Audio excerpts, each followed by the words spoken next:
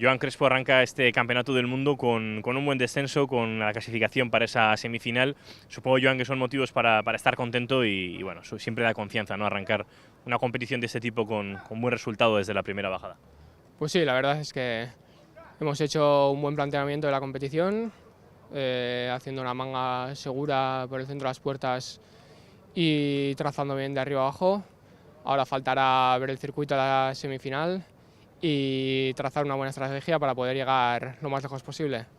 Una vez en un mundial, una vez en la semifinal, en la cabeza siempre está, ¿no? Poder conseguir ese pasaporte para la final, que ya sería firmar un muy buen resultado aquí en Río, ¿no? Pues sí, la verdad es que llegar a la final sería un buen resultado y mejor sería todavía llegar al podium. Pero bueno, paso a paso, ahora vamos a plantear la semifinal y vamos a ver hasta dónde llegamos. Mucha suerte estos días. Bueno, muchas gracias.